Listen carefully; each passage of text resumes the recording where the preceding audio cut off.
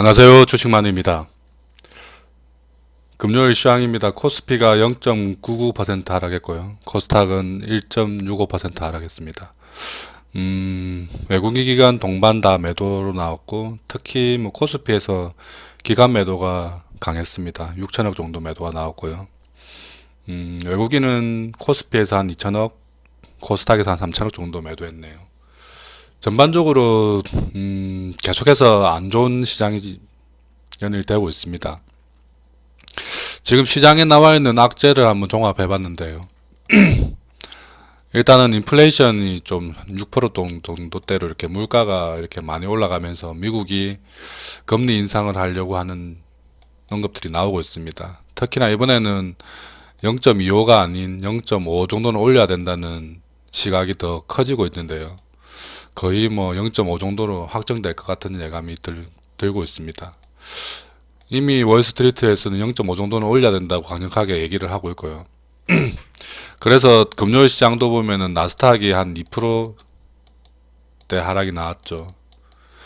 그래서 저희 월요일 시장도 많은 충격을 일시적으로라도 줄 것 같은 생각이 듭니다. 지금 보면 미국하고 러시아가 계속해서 갈등을 하고 있습니다. 우크라이나를 놓고 계속해서 협상을 시도하고 있지만 제대로 협상이 되고 있지 않죠. 일단 그 문제가 하나 있고요. 그리고 사우디하고 예멘 또 갈등이 있어서 유가가 올라가고 있습니다. 유가가 올라가니까 인플레이션은 더 커지죠. 그래서 또 금리가 올라가야 되고 또 임금이 또 상승되어야 되고 임금 상승되면 다시 또 인플레이션이 또 더 극대화될 거고 그래서 그런 악재들이 연결고리 해서 계속해서 안 좋아지고 있습니다.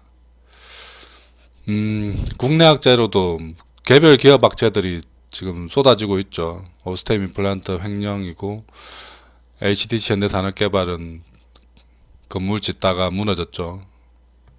이번에 그 철거 현장에서 한번 무너지고 이번에는 또 신축 현장에서 한번 무너지고 두 번이나 무너지는 바람에 1년 정도 영업 정지 먹을 가능성이 좀 커지고 있습니다.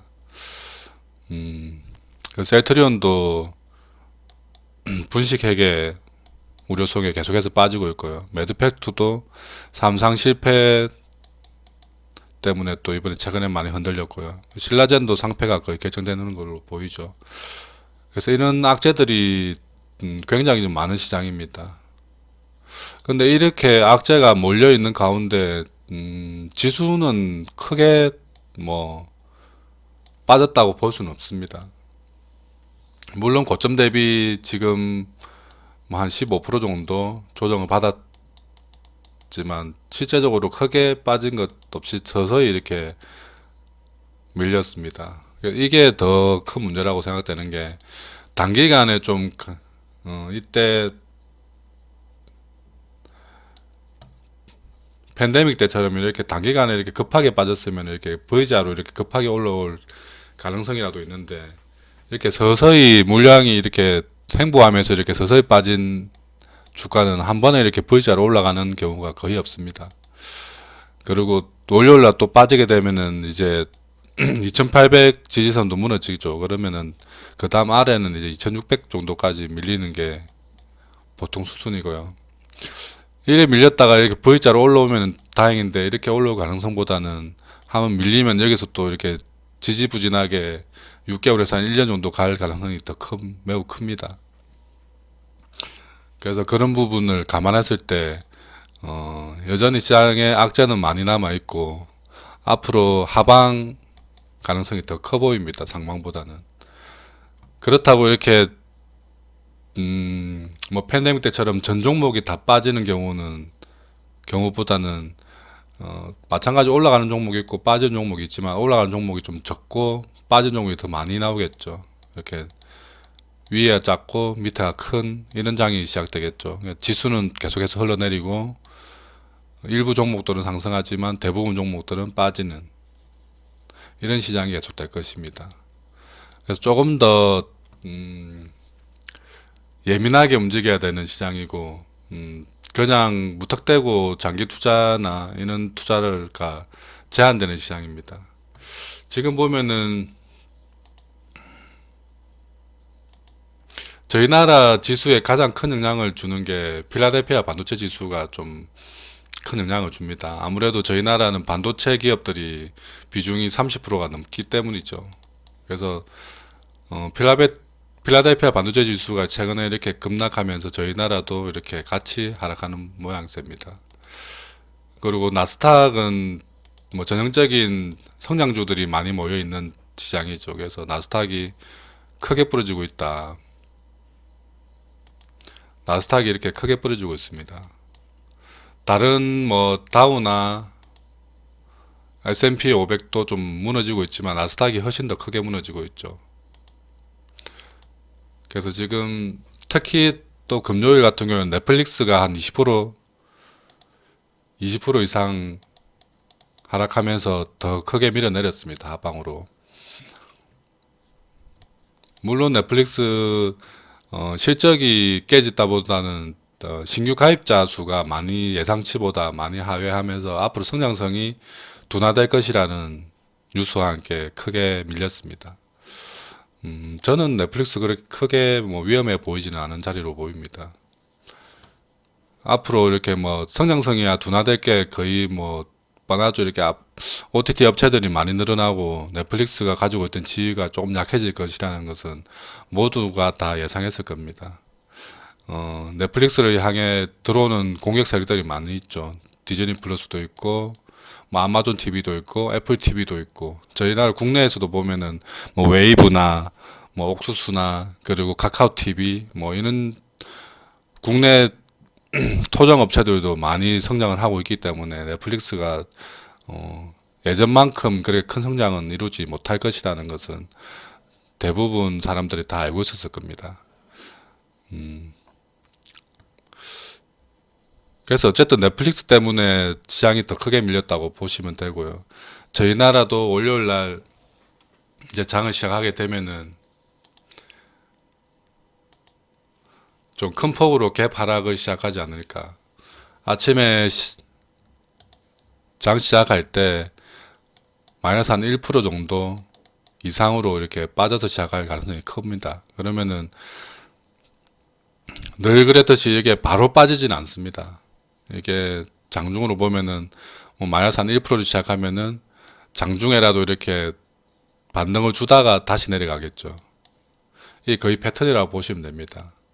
분봉상으로 이렇게 시가가 이렇게 마이너스 1%로 정해지면은 여기 출발해서 반등이 나오다가 다시 1% 이하로 내려가는 경우가 매우 큽니다.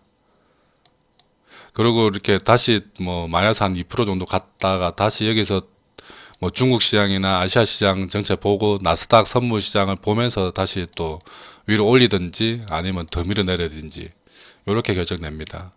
그래서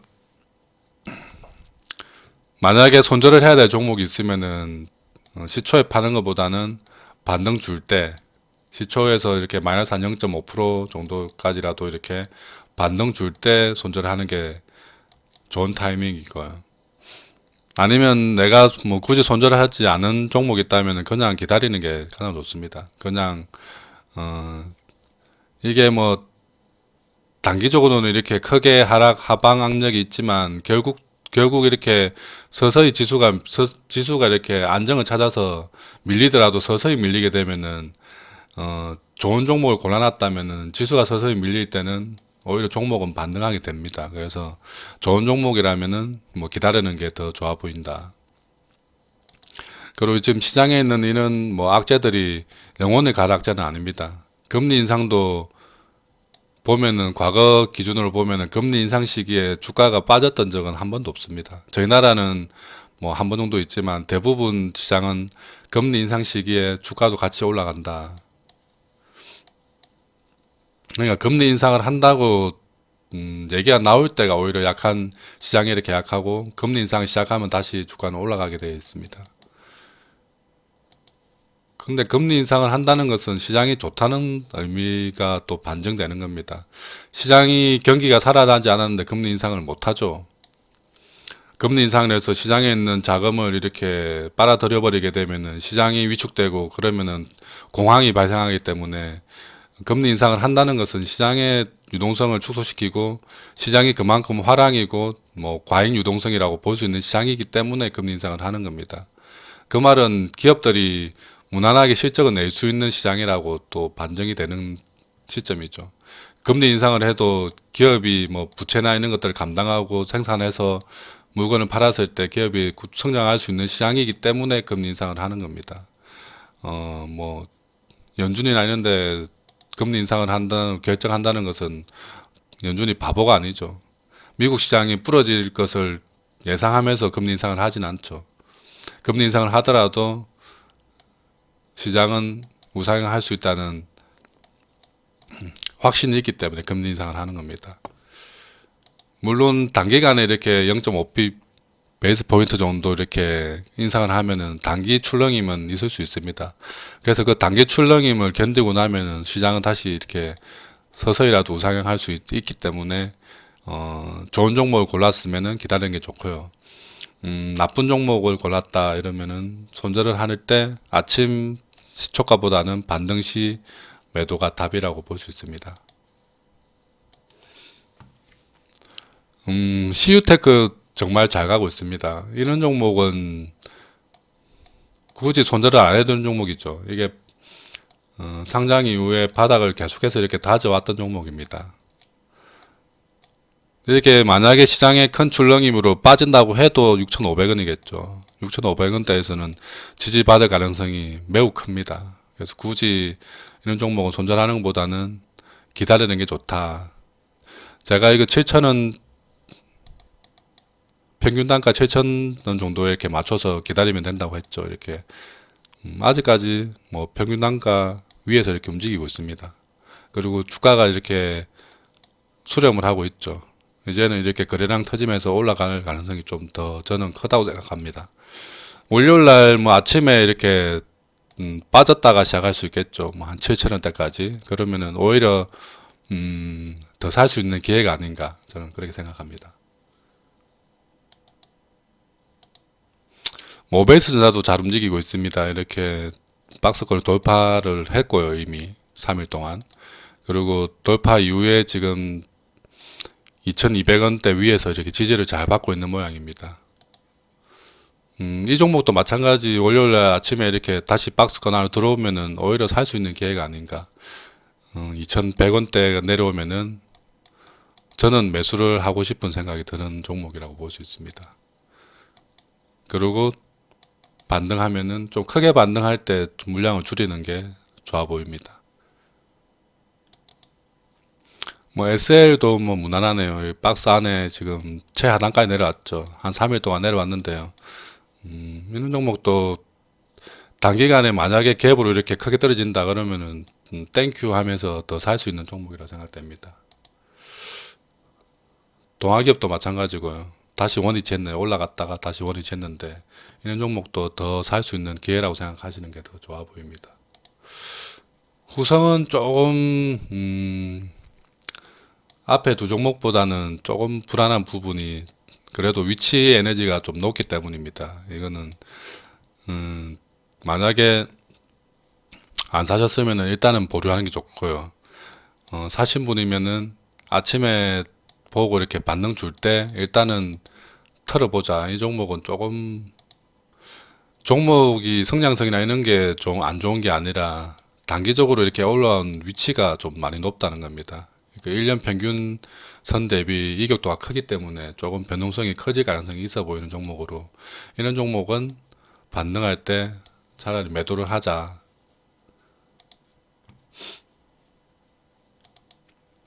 하이비전 시스템은 뭐 무난해 보이긴 합니다. 아직은. 근데 이것도 아무래도 성장주다 보니까 월요일날 출렁일 수 있겠죠. 이렇게 아래로. 출렁이면은 저는 한 2만원대 초반이면은 살 수 있는 가격이라고 생각합니다. 그리고 알루코 같은 경우에는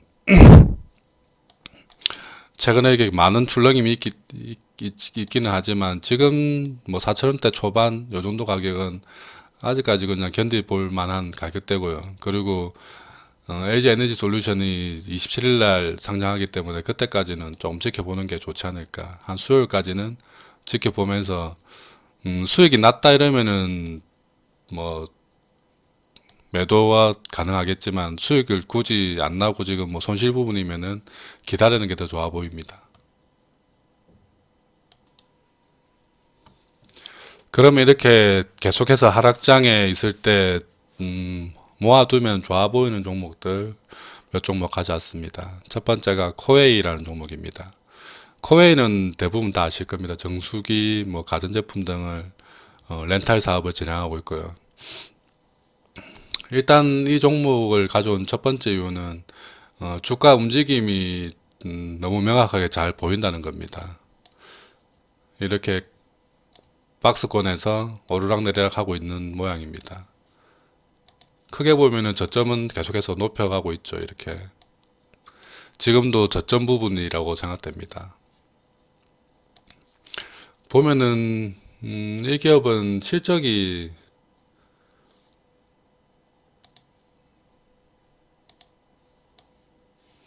무진장 잘 나오는 기업입니다. 일단 시가총액은 5조 3천억, 실적을 보게 되면은 작년에 영업이익이 6,500억, 올해 예상이 7,200억, 내년이 7,900억, 계속해서 증가를 하고 있죠. 그리고 매출도 계속해서 증가를 하고 있습니다.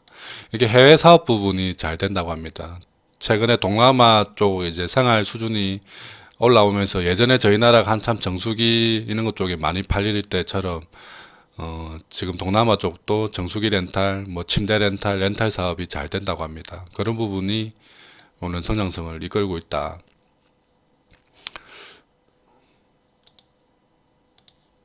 그리고 이 기업은 보면은 뭐 부채 비율이나 뭐 이런 것들은 뭐 그렇게 낮지 않지만 유보율이 엄청나죠. 유보금이 1조 8천억을 가지고 있습니다. 그래서 퍼가 한 10배 정도 수준이고 유보금이 1조 8천억 정도의 현금을 가지고 있는 회사이기 때문에 오히려 지금처럼 시장이 안 좋을 때, 시장이 조금 어려울 때는 이렇게 실적이 잘 나오면서 현금성 자산을 많이 가지고 있는 종목들이 오히려 더 잘 견딜 수 있겠죠. 잘 견딘다는 것은 시장이 돌았을 때 이렇게 올라갈 확률이 더 커 보입니다. 그리고 금리가 올라간다는 것은 아무래도 돈 가격이 올라가기 때문에 지금 유보금 1조 8천억을 어떻게 사용하느냐에 따라서 이 기업은 기본적으로 이 현금을 그냥 현금을 가지고 있지는 않겠죠. 이게 뭐 단기로 어디 투자를 하거나 투자를 했을 겁니다. 그러면 거기에 대한 이자 수익이 또 들어오겠죠. 그런 부분이 금리 인상 상승 시기에 더 좋을 수 있는 기업이다. 또는 뭐 이걸 그런데 투자하지 않고 나머지 또 사업을 확장하는 데 쓸 수도 있겠죠. 그래서 뭐 M&A나 이런 쪽도 뭐 할 가능성이 또 있어 보입니다. 그러면은 더 사업이 커지고 매출이 늘어나고 그 기업의 주가는 상방향으로 이루어질 수 있겠죠. 그리고 가장 큰 장점은 주가가 아주 싸다는 겁니다. 지금 현재 주가가. 이 종목이 지금 뭐 현재 위치가 이 정도다 위에 있다 이러면은 뭐 매수할 이유가 없지만 충분히 확인된 저점 부분에 있기 때문에 지금 매수 가능한 위치라고 생각됩니다. 월요일날 만약에 좀 더 빠져서 한 7만원대까지 내려와 준다면은 그냥 정말 땡큐 하면서 매수하면 되는 종목으로 보입니다. 여러분도 한번 이 종목을 한 번 더 보고 실적이나 이런 것도 한 번 더 확인하시고 뭐 매매하면은 좋을 것 같습니다. 다음 종목은 미투젠입니다. 이 종목은 온라인 뭐 소셜 카지노 업체라고 게임 그냥 카지노 게임 업체라고 볼 수 있습니다. 상장 이후에 계속해서 주가가 하락했고요. 이제 저점을 조금씩 높여가려고 하고 있는 중입니다. 그리고 단기적으로 봤을 때도 이런 박스권의 하단에 위치하고 있고요. 이 종목도 실적이 꽤나 잘 나오고 있습니다. 시가총액이 2,700억이고요. 뭐 컨센은 나오고 있지 않지만 재작년 20년 기준으로 보면은 영업이익이 470억이 나오고 있습니다. 작년에도 한 400억 정도 예상되고 있고요. 400억 영업이익이 나오는 회사인데 시가총액이 2,700억이다. 매우 싸죠. 한 7배 정도 수준에 유지되고 있습니다. 퍼가 뭐 6.14로 나오네요, 일단은. 그리고 이 종목도 마찬가지 보면은 부채가 거의 없고요. 여기 보면은 부채 비율이 9.7%밖에 안 됩니다. 부채가 거의 없다는 거죠. 유동 비율이 매우 크고 안정적입니다. 그리고 유보금도 669억, 거의 한 700억 정도 이렇게 가지고 있습니다. 시가총액 2,700억인데 현금성 자산이 한 700억 가까이 가지고 있다. 앞으로 뭐 기업 M&A나 이런 쪽에 사용할 수 있겠죠. 아니면 사업 확장. 위투젠도 NFT 관련 사업으로 뭐 진출한다는 얘기가 있었습니다. 그런 부분 뭐 참고하시면 될 것 같고요. 가장 좋은 장점은 아까도 말씀드렸지만 주가가 싼 위치에 하고 있기 때문에 충분히 매수 가담해 볼 만한 위치라고 생각됩니다. 그래서 이런 부분에 지금 거래량이 3만 주 거래되고 있거든요. 그래서 이런 부분에서는 아무도 쳐다보지 않을 때 조금씩 사놓아 모아 놓으면 나중에 거래가 커지면서 활발해지면은 팔면 되는 종목이라고 볼 수 있습니다. 좀 안전하게 모아둘 수 있는 종목이 아닌가. 다음 종목은 FSN입니다. 이 종목은 최근에 등락이 좀 매우 심했던 종목입니다. 지금 당장 매수보다는 저는 이 종목은 한 8,000원대 초반까지 내려오면은 요런 데서 이렇게 담아 볼 만한 종목이 아닌가 해서 가져왔습니다. 이 종목은 모바일하고 인터넷 광고 업체로 알려져 있고요. 앞으로 뭐 NFT 사업도 뭐 추가한다고 얘기를 하고 있습니다. 그래서 최근에 이렇게 많이 올라갔고요. 보면은 지금 요게 8,000원 초반대 자리가 매우 좀 중요한 자리라고 생각됩니다. 2년 정도의 이 박스권을 이게 돌파가 되었던 자리고요. 그리고 다시 큰 상승 전에 이렇게 눌림목 지지를 받았던 자리입니다. 이 부분은 깨지게 되면은 다시 6,000원대까지 내려갈 가능성이 있지만 여기서 단 8,000원대 초반에서 지지받는 모습이 보인다 그러면은 단기적으로는 11,000원 정도까지 하프 반등은 나올 수 있는 자리라고 생각됩니다. 그래서 월요일 날 마찬가지 아침에 크게 빠져서 시작할 것으로 예상되는데요. 그러면은 그 가격이 한 8,200원이나 뭐 더 많이 빠져서 8,100원 정도 시작된다. 예를 들어서 그러면은 단기적으로 담아서 반등할 때 팔 수 있는 종목이 아닌가. 그래서 이런 종목은 아까 앞에 뭐 미투젠이나 코웨이처럼 안전하게 살 수 있는 종목은 아닙니다. 그래서 그래도 좀 거래 경험이 좀 있으신 분들은 이런 종목을 한번 도전해 볼 만하지 않을까 생각됩니다.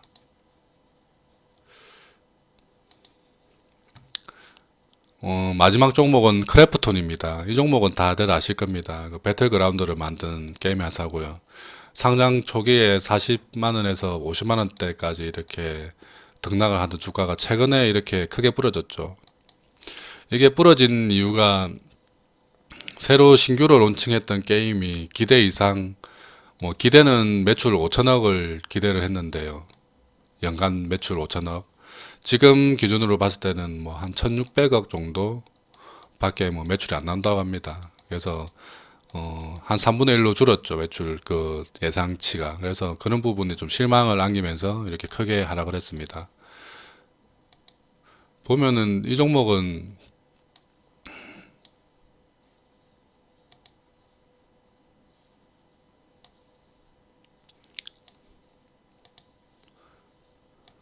여기 깨졌을 때 팔았어야 되는 종목입니다. 하지만 팔지 못하고 여기까지 밀렸죠. 지금은 주가가 많이 조정받아서 오히려 과매도 구간이 아닌가. 그러면은 단기적으로 다시 하프 정도는 나올 수 있는 가격이라고 볼 수 있습니다. 40만원대 정도까지는 반등을 줄 수 있는 가격대가 아닌가 해서 가져왔습니다.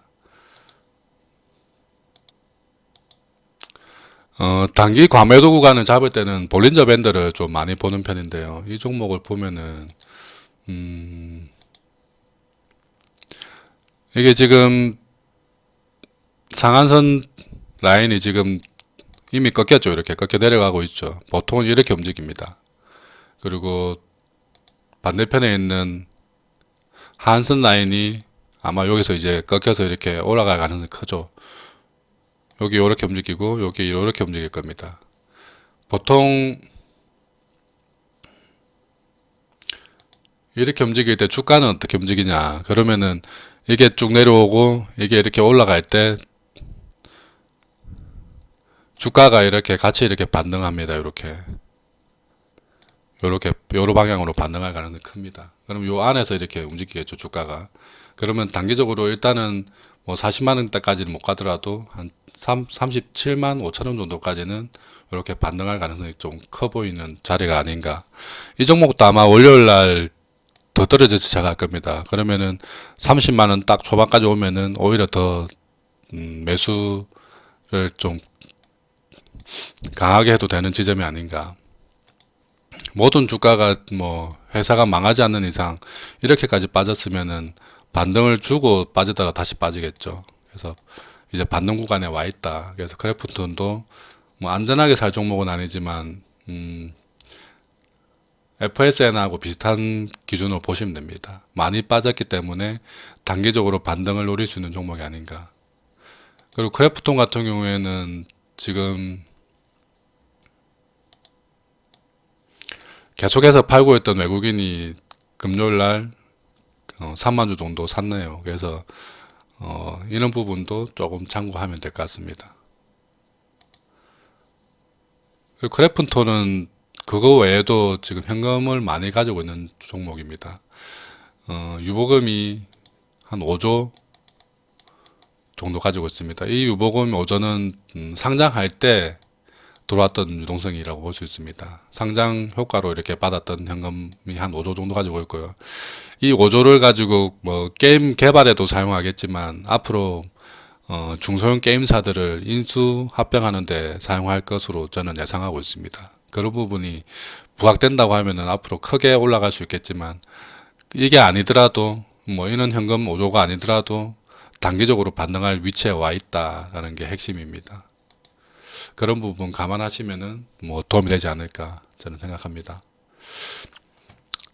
월요일도 쉽지 않은 장일 겁니다. 아까 설명했던 것처럼 아침에 개업 하락 시 매도보다는 반등 줄 때 매도가 좋아 보이고요. 굳이 매도하지 않아도 되는 종목들, 제 설명 기준으로 보면 좀 안전하게 살 수 있는 종목이라고 생각했던 종목들은 기다리는 게 맞는 답이고요. 예를 들어서 뭐 이런 크래프톤을 기준으로 봤을 때 지금 주가가 요렇게 갔는데 내가 이런 데서 샀다. 그리고 지금 위치가 요 정도 되는데 이제 부러지면은 이 지지선이 무너질 것 같다. 이런 종목은 요렇게 반등할 때 매도를 해야 되겠죠. 그런데 얘기가 없고 지금 뭐 요 정도 위치에 있다. 뭐 요 정도 위치에 있다. 그러면은 이거는 기다려야 되는 거죠. 단기간에 손실이 있더라도 기다리면 이렇게 수익 줄 때 매도할 수 있는 공간이 충분히 나올 수 있기 때문에 이런 종목은 기다리는 겁니다. 이런 종목도 이게 크게 부러지면은 뭐 매도를 해야 되겠지만요. 그래서 종목 본인 종목들을 잘 체크해야 됩니다. 특히 이렇게 추세선을 그어서 지지선이 잘 확보되고 있는지 보고 이 지지선이 무너지는 자리에서는 매도가 답입니다. 그리고 만약에 올라가 있다, 수익 중이다, 그러면은 이 저항선을 깨지 못하고 저항선에 맞고 이렇게 내려오는 종목도 매도를 해야죠. 이 수익을 챙겨야 되는 자리고요. 그래서 이런 것들은 앞에 제 영상들 보시면서 조금 더 공부하시면은 어떤 종목은 팔아야 되고 어떤 종목은 기다려도 되는지에 대해서 한번 판단하실 수 있을 겁니다. 그런 부분 확인하시고 월요일에 대응하시면 될 것 같습니다. 이상으로 영상은 마치고요. 구독, 좋아요 좀 많이 부탁드리고요. 월요일도 모두 성공 투자 기원하겠습니다. 지금까지 주식만이었습니다.